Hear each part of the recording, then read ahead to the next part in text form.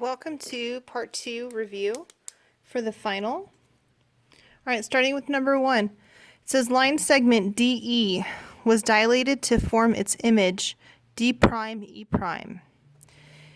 Describe the dilation that was applied to DE in terms of the center of dilation and the scale factor. All right, so to find the center, what we do is we're going to connect D to D prime using a straight edge. And then also connect E to E prime using a straight edge. And where those two lines cross, which is right here, that is the center of dilation. So the center is at the origin, 0, 0. All right, that's how we find the center. So always we connect the prime to its previous or its pre-image and the prime to its preimage. And where those lines cross, that will give you your center. All right, next, it says the scale factor. So the scale factor, we're going to go ahead and look at what happened to a side length. So, for example, this one, it's down 1 over 2, and then down 1 over 2 for DE. Well, D prime E prime is down 1 over 2 only once. So this has a length of 2 versus this length of 1. So we would say what happened from DE to D prime E prime is that it's now half as big. So the scale factor, K, is 1/2. Because now the image is half as big as the pre-image. Number 2, they want to know what justifies that the measure of angle QRS, this is angle QRS, is equal to 123. So in other words, we have 40 degrees plus 83 degrees equals 123 degrees. Why are we allowed to do that? So the reason we're allowed to do that is called the angle addition postulate. The angle addition postulate says that when I have an angle and another angle and they're joined by the same ray, if I need to find the whole thing, I'm allowed to add the two angles together. We also have something called the segment addition postulate. So the segment addition postulate would look something like this.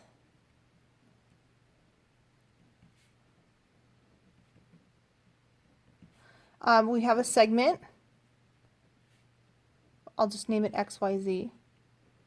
And what I know is that if I add XY to YZ, it will give me the entire length of XZ. So that is the segment addition postulate. All right, number 3. You were supposed to have to name the triangle congruences. Unfortunately, they gave them to you, which is okay. Right. So this is called side, side, side. So it has 3 pairs of congruent sides, meaning this side and this side, they correspond to each other. They're congruent. And then this side corresponds to this side. They're also marked congruent. And then finally the bottom and the bottom, they correspond. So that's side, side, side. Side, side, side is the easiest one. All right, next we have what's called side angle side.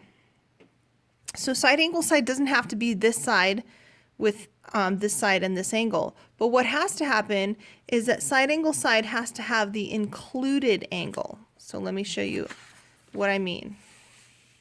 So for number 3, this was number 2. So side angle side means a side, the included angle, and then another side. When I say included, here's a picture of a triangle. Here's a picture of a congruent triangle. If I choose this side, it would have to correspond to this side. Now I can choose either this angle or this angle. It doesn't matter. I'm going to choose the top angle these two angles have to be congruent, and then the side would have to be this side to this side. And so what happens is it's the angle in between the two sides. So we've got a side, the angle in between, and a side. That's a picture of side, angle, side. All right, angle, side, angle, it's the same idea. So angle, side, angle, you've got an angle, the side in between, and an angle. So I'll draw another picture of that. So here's angle, side, angle.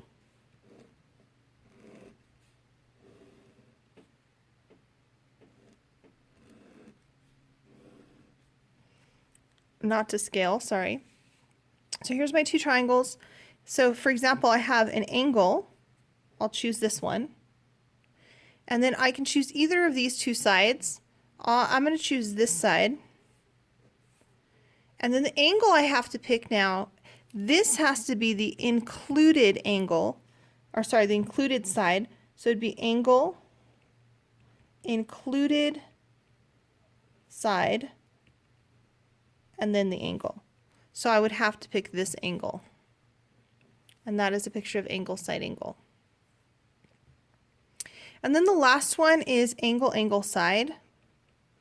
Or you can call it side, side, angle. Or sorry, side, angle, angle.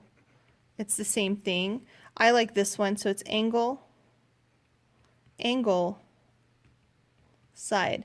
This is the only one that you can use without using the included angle or side. So in this one, you can use, for example, any angle, like they have to correspond though, and then a side, and then another angle. This does not have to be the included side. So that would be angle, angle, side. So it's only when you're allowed to skip over a portion of the triangle.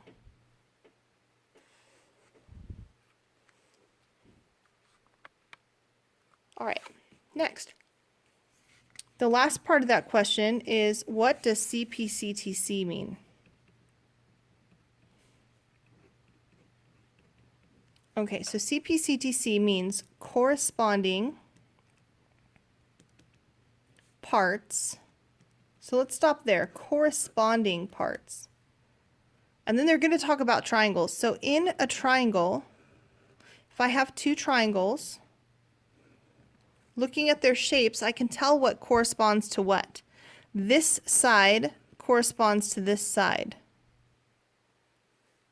This side corresponds to this side. This angle corresponds to this angle, and so forth. All right, so corresponding parts of congruent triangles are congruent.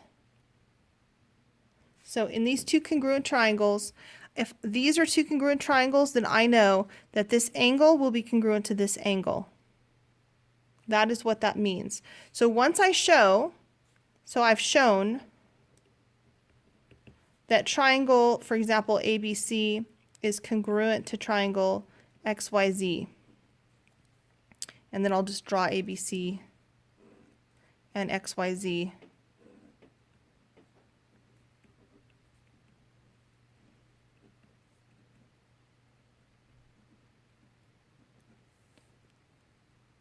So now I've shown that that happens. I've used one of these four things, right? I've used side, angle, side. I've used angle, side, angle. I've used angle, angle, side, or side, side, side. Once I've said that, then I can say, oh, well, then that means that this side is congruent to this side. Or that means that this angle is congruent to that angle. All right. Next, question 4.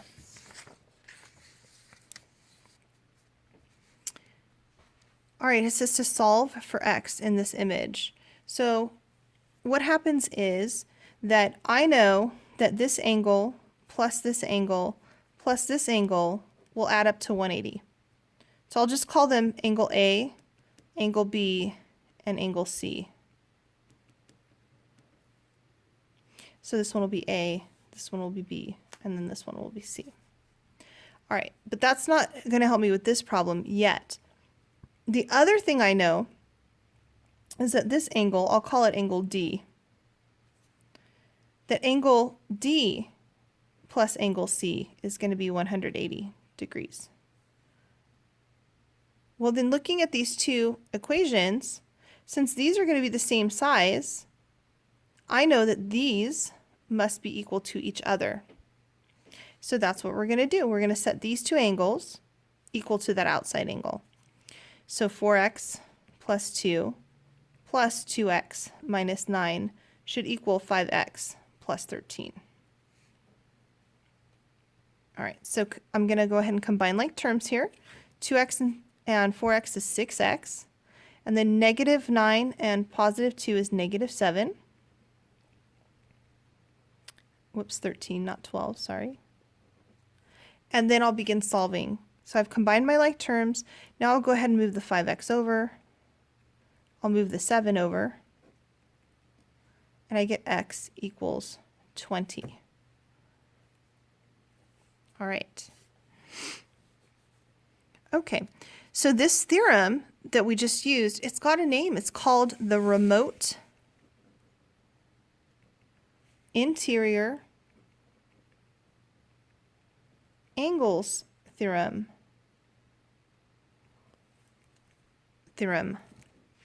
So the remote interior angles theorem is the justification for this next question. It says explain or justify why angle x equals 130.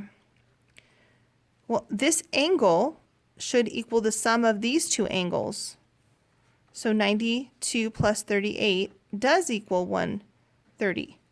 But they're asking, why is that true? It's true because of the remote interior angles theorem. All right, next.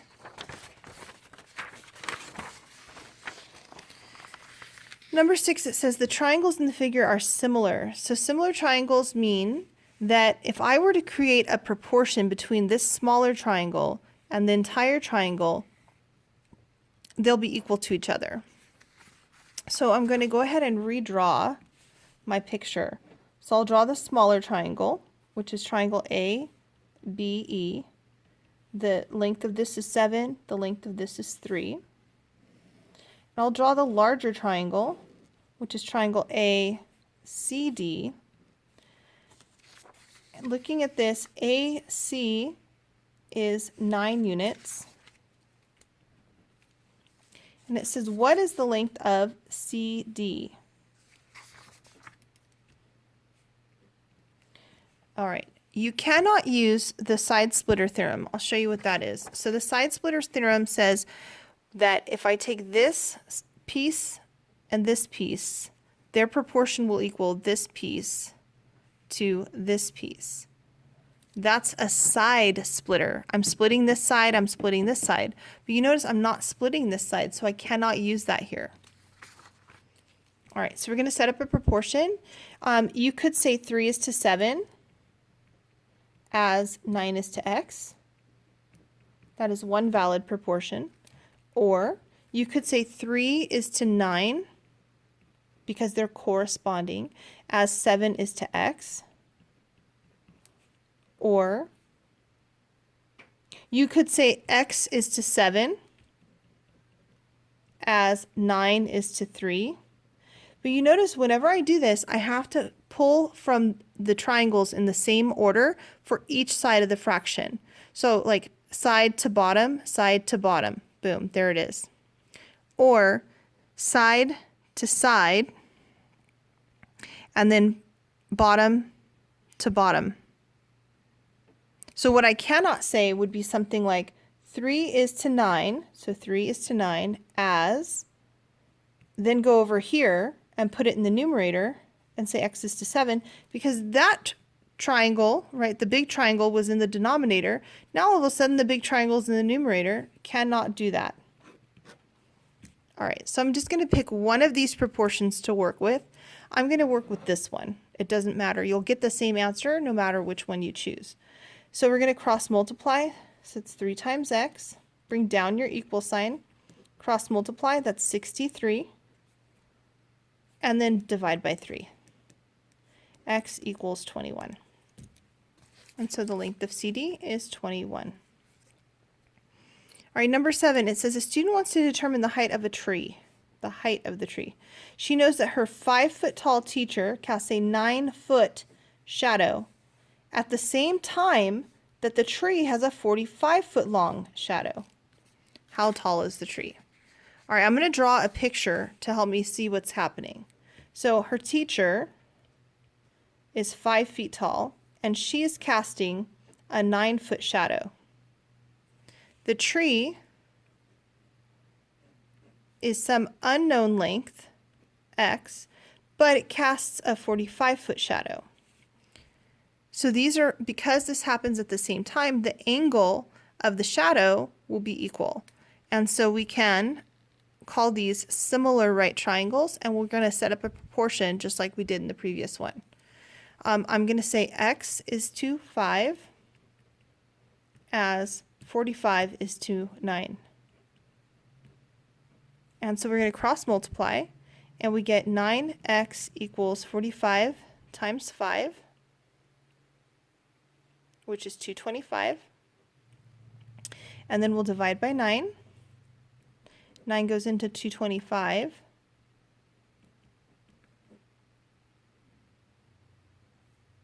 $25 times?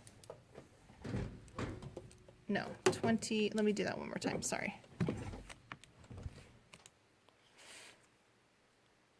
45 times 5 is 225 divided by 9 is, yeah, 25. It was 25. All right, that tells me that the tree must be 25 feet tall. So 25 feet. All right, the next question, number 8. It says determine the value of x and y. They didn't tell you y. I'm going to put y right there. It doesn't matter, right? I could put it over there. Determine the value of x and y and round to the nearest whole number if necessary. So when you see a picture like this, there's a theorem. There's a couple theorems, 2 of them.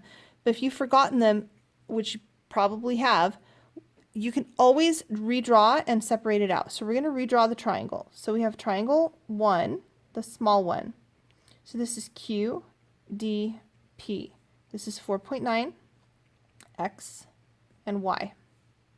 Then we have triangle, this one, the medium one. I'm going to make it face the same direction, though, as the first triangle. So this point right here is this point. So that's R. This right angle right here is D. And then following it up, that would be P. And then I'll put my lengths. This is X. This is 10. And this, I don't know. Right now, I think I have enough information to find X. Right, but I'm going to go ahead because I have to find Y as well. I'll go ahead and draw the largest triangle, which is the whole thing. So this is my right angle right here, P. And then R is the tippy top, and then over here is Q. And I know Y is right here on the bottom. And then this length is 14.9, and it's the hypotenuse. And now I can set up a proportion to help me to solve this. So I'm going to go ahead and use these two to get X. So I've got X is to 10.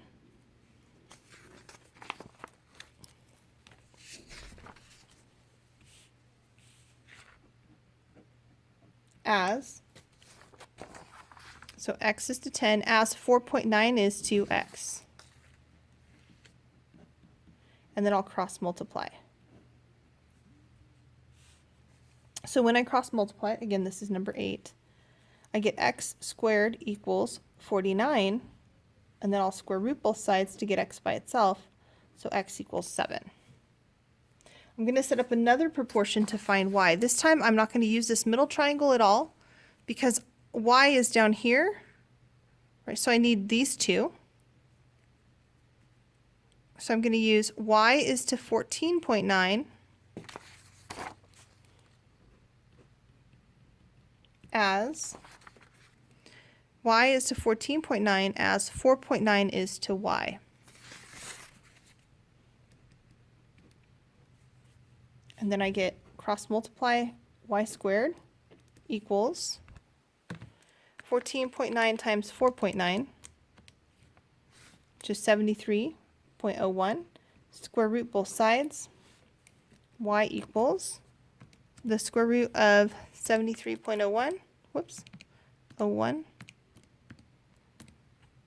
about 8.54. Actually, it'd be about 8.55. All right, next one, number 9. It says in triangle L and M, L is a right angle. Well, so I'm going to draw that. L is the right angle. Which sides are opposite and adjacent to angle M? Well, I don't know where angle M is, but I can put angle M either here or here. I'm going to put angle M here and angle N over there. All right, if I'm standing at angle M, opposite means it cannot be this side or this side because they're touching M. Also, they have the letter M in their name. Like when I name this side, this is side NM, and this is side LM. So if they have that letter, they can't be opposite. Opposite would be across from it, which would be LN. So LN is opposite. All right, again, standing here at M, the adjacent side, well, there's two sides that touch, right? This one and this one. But this side is not called a side of the triangle. It's called the hypotenuse. It's the hypotenuse because it is across from the right angle. So the adjacent side or leg would be LM.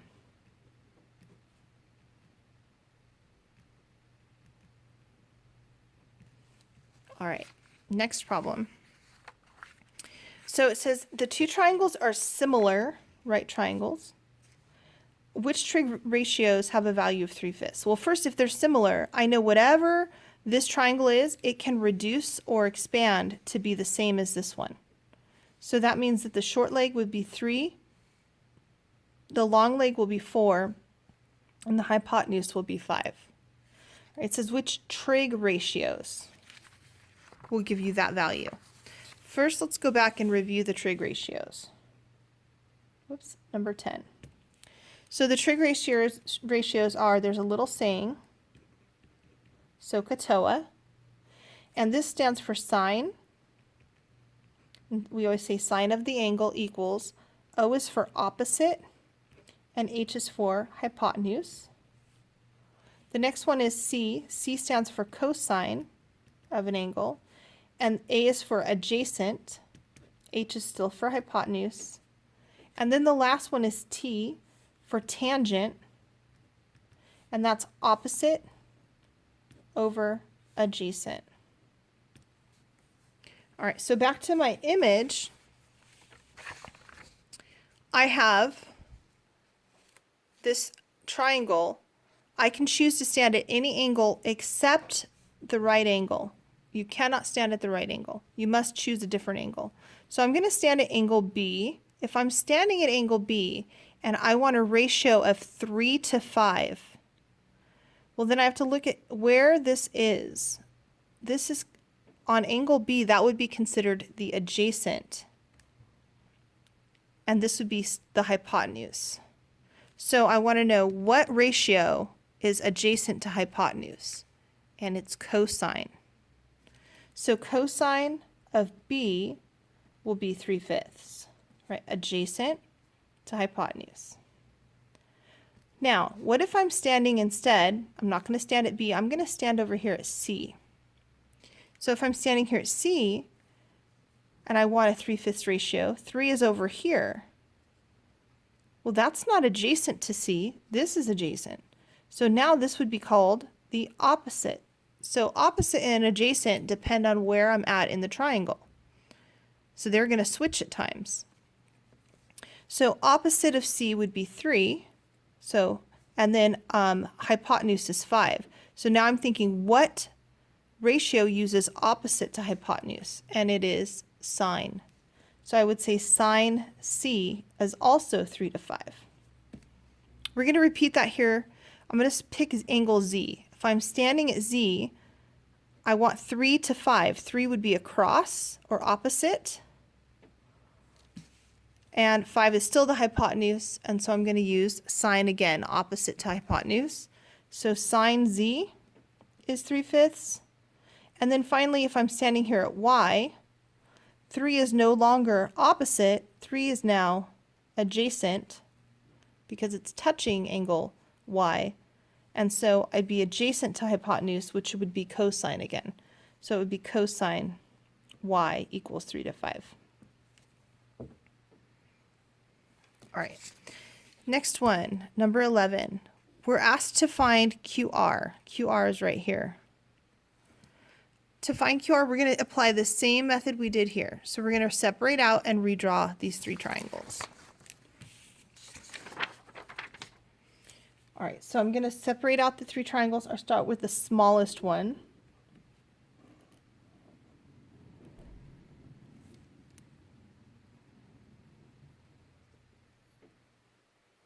Okay, the smallest one, I would call that triangle RVQ.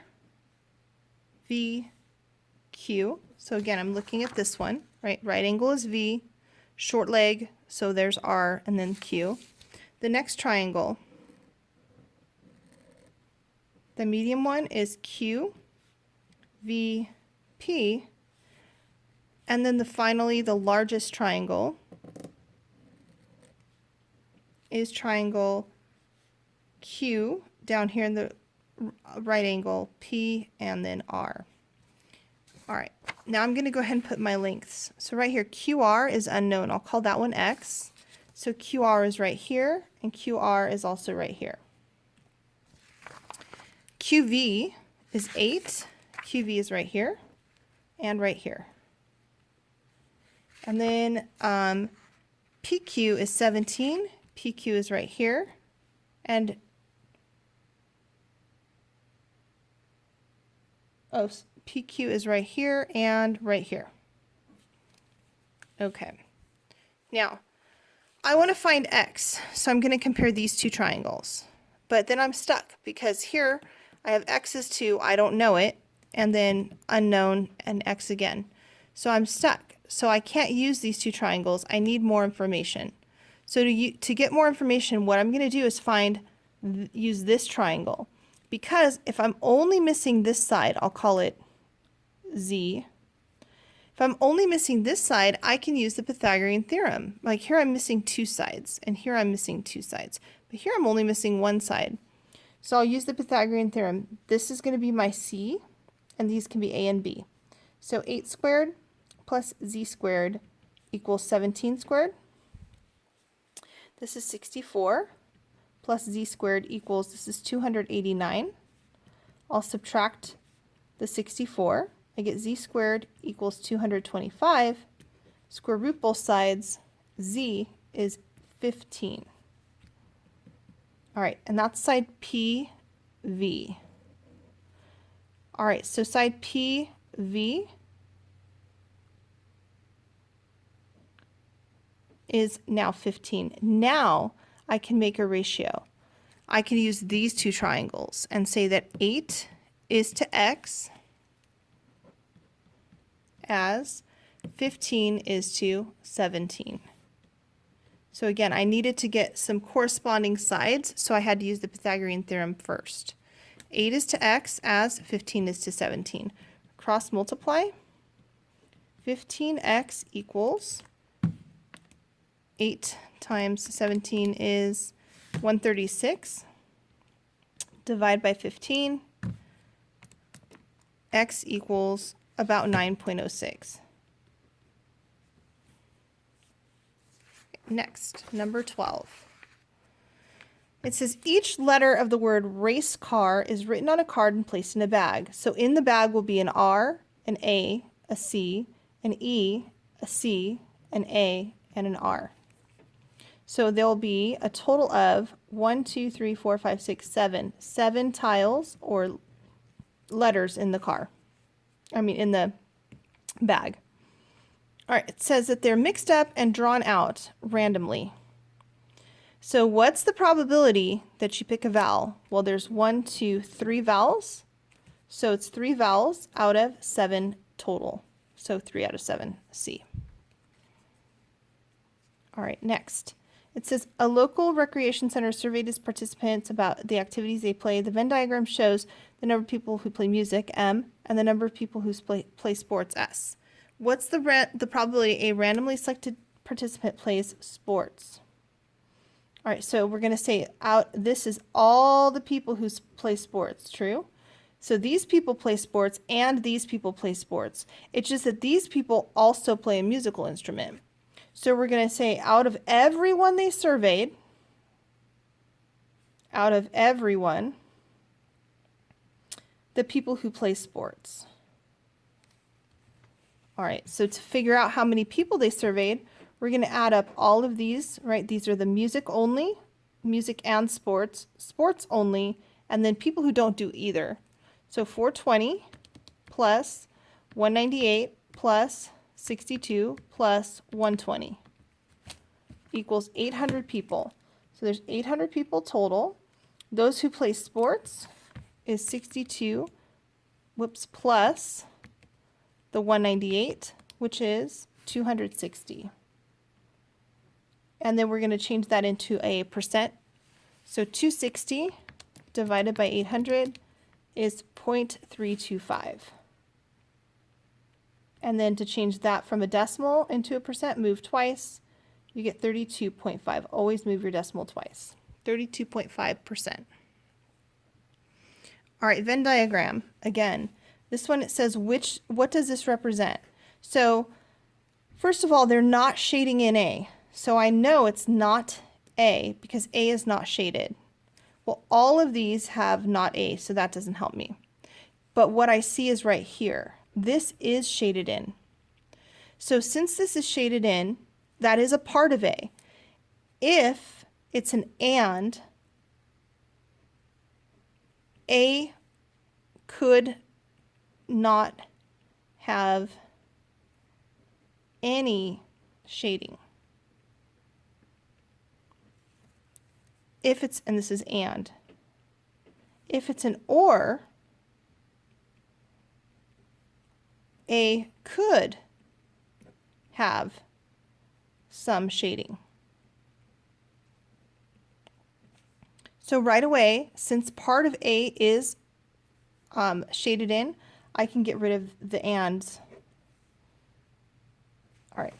It must be either A complement or B complement, or A complement or B. Well, did they shade B or not?